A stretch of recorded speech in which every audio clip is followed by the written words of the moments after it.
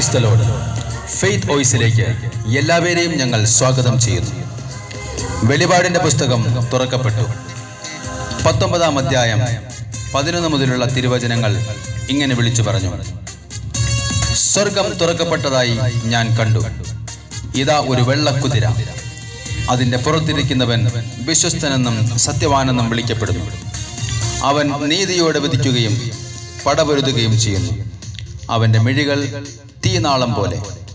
അവന്റെ ശിരസിൽ അനേകം കിരീടങ്ങൾ. അവന് ആലേഖനം ചെയ്യപ്പെട്ട ഒരു നാമമുണ്ട്. അത് അവനല്ലാതെ മറ്റാർക്കും അറിഞ്ഞുകൂടാ. അവൻ രക്തത്തിൽ മുക്കിയ മേലങ്കി ധരിച്ചിരിക്കുന്നു. അവന്റെ നാമം ദൈവവചനം എന്നാണ്. പ്രിയപ്പെട്ടവരെ, നമുക്ക് ചുറ്റിലും ദൈവം നിർമ്മിച്ചിരിക്കുന്നവയെല്ലാം വളരെ മനോഹരങ്ങളാണ്.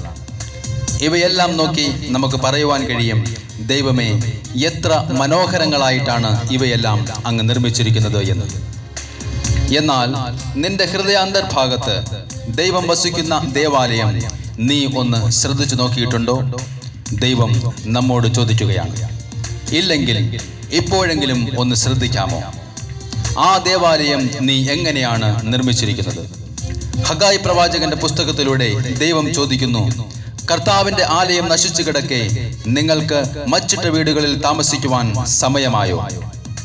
കർത്താവിന്റെ ആലയമാകുന്ന നമ്മുടെ ഹൃദയത്തിൽ നാം സ്വയം നിർമ്മിച്ചിരിക്കുന്ന അസൂയയുടെയും വിദ്വേഷത്തിന്റെയും വെറുപ്പിന്റെയും വിത്തുകൾ ഇട്ട് മുളപ്പിച്ചെടുത്ത ഒരു പുറമോടി നമ്മൾ സൂക്ഷിക്കാറില്ലേ? ഇവയെല്ലാം നമ്മുടെ ഹൃദയത്തിൽ നിന്നും മാറ്റി അവിടെ സ്നേഹത്തിന്റെയും ക്ഷമയുടെയും നല്ല ഫലങ്ങൾ കൊണ്ട് നിറച്ച് വൃത്തിയാക്കിയ ഒരു ഹൃദയം പണിയുവാൻ രക്തത്തിൽ മുക്കിയ മേലങ്കി ധരിച്ച ദൈവവചനമാകുന്നവൻ നിങ്ങളെ വിളിക്കുകയാണ്.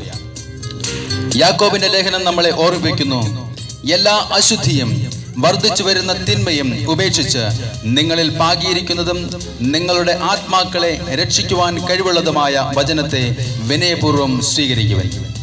സ്നേഹമുള്ളവരെ, നമ്മളെ സ്വീകരിക്കുവാൻ കൈനീട്ടി നിൽക്കുന്ന ഒരു ദൈവമുണ്ട്. അവന്റെ നാമം ദൈവവചനം എന്നാണ്.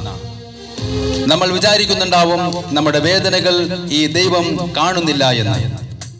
നമ്മൾ ദൈവം കാണുന്നു. നമ്മളെ സഹായിക്കുവാൻ കാത്തു നിൽക്കുന്ന ദൈവം പറയുന്നു, മകനെ, മകളെ, ഞാൻ നിന്നെ സ്നേഹിക്കുന്നു. നമ്മെ സ്നേഹിക്കുന്ന ദൈവം നമ്മുടെ വേദനകൾ കാണാതെ പോകുന്ന ഒരു ദൈവമല്ല. നമ്മുടെ നിരാശയിലും ദുഃഖത്തിലും നാം തല താഴ്ത്തിയിരിക്കുമ്പോൾ നമ്മുടെ ഉള്ളിലേക്ക് കടന്നു വന്ന് നമ്മുടെ ദുഃഖത്തിലും വേദനകളിലും പങ്കുകൊള്ളുവാൻ ആഗ്രഹിക്കുന്ന കർത്താവ് നമ്മോട് പറയും, തല താഴ്ത്തിയിരിക്കുന്ന മകനെ, മകളെ, തലയൊന്നുയർത്തി എന്റെ സ്വരം കേൾക്കുവിൻ. നിങ്ങളുടെ ഉത്കണ്ഠകളെല്ലാം എന്നെ ഏൽപ്പിക്കുവിൻ. ഞാൻ നിങ്ങളുടെ കാര്യത്തിൽ ശ്രദ്ധാലുവാണ്. എത്രയോ മധുരമായ വാക്കുകളിലൂടെയാണ് യേശുനാഥൻ നമ്മോട് സംസാരിക്കുന്നത്.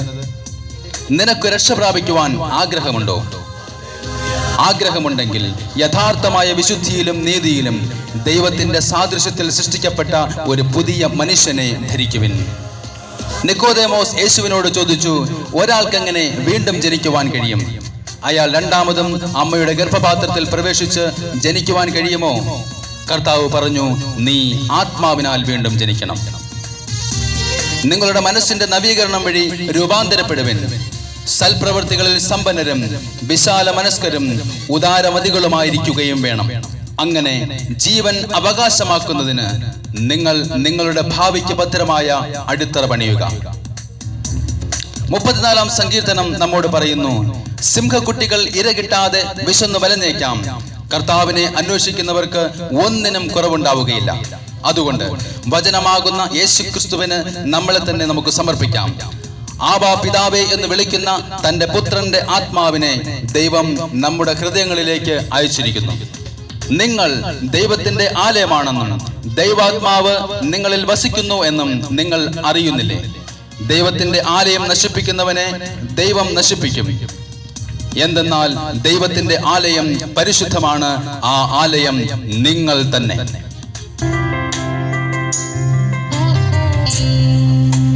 സ്നേഹമുള്ളവരെ, ഇന്ന് നമ്മുടെ ഹൃദയമാകുന്ന ആലയത്തിൽ ദൈവമായ കർത്താവ് കടന്നു വരുവാൻ നമുക്ക് പ്രാർത്ഥിക്കാം.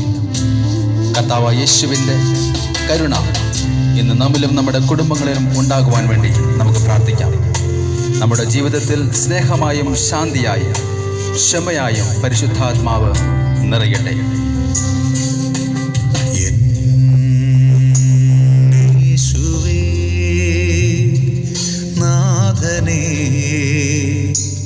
വരണേ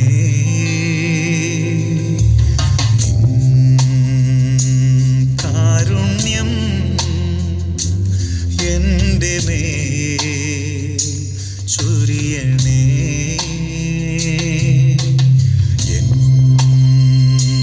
യേശുവേ നാഥനേ വരണേ.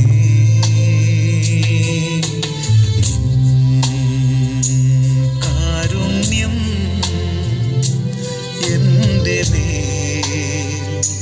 ചൊരിയണേ. സ്നേഹമായി ശാന്തിയായി ക്ഷമയായി നിറയണേ. സ്നേഹമായി ശാന്തിയായി ക്ഷമയായി എല്ലാവർക്കും ചേർന്ന് നീ എൻ്റെ ശക്തിയാണ്, നീ എൻ്റെ ശക്തിയും നീ എൻ്റെ ബലവും, ആമേൻ. നീ എൻ്റെ പ്രാണനും നീ എൻ്റെ ഓ യേശുവേ, നീ എൻ്റെ ശക്തിയും നീ എൻ്റെ ബലവും, നീ എൻ്റെ പ്രാണനും നീ എൻ്റെ ദൈവം.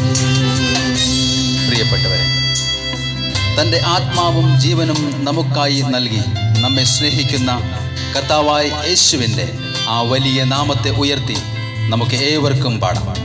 യേശുവേ, അവിടുത്തേക്ക് ഞങ്ങൾ സ്തുതിയും ആരാധനയും മഹത്വവും സ്തോത്രവും അർപ്പിച്ചുകൊണ്ട് എന്നും പാടും. അങ്ങ് ഞങ്ങളുടെ ശക്തിയാണ്, അങ്ങ് ഞങ്ങളുടെ ബലമാണ്, അങ്ങ് ഞങ്ങളുടെ പ്രാണനാണെന്ന് ഏറ്റുപാടുവാൻ നമുക്കെല്ലാവർക്കും ഇപ്പോൾ ചേർന്ന് പാടാം. ആത്മാവും ഹല്ലേലൂയ. ജീവനും നൽകുന്ന യേശുവേ,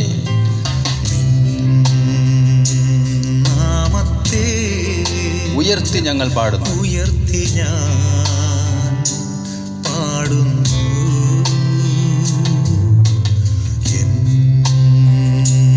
ആത്മാവും ജീവനും നൽകുന്ന യേശു,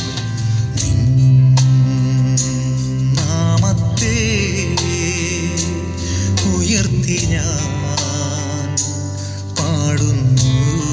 സ്തുതിയും സ്തോത്രവും സ്തുതിയും മഹത്വവും മഹത്വവും സ്തോത്രവും സ്തോത്രവും യേശുവേ ഞങ്ങൾ അർപ്പിക്കുന്നു. അർപ്പിക്കുന്നു. സ്തുതിയും മഹത്വവും ആമേൻ.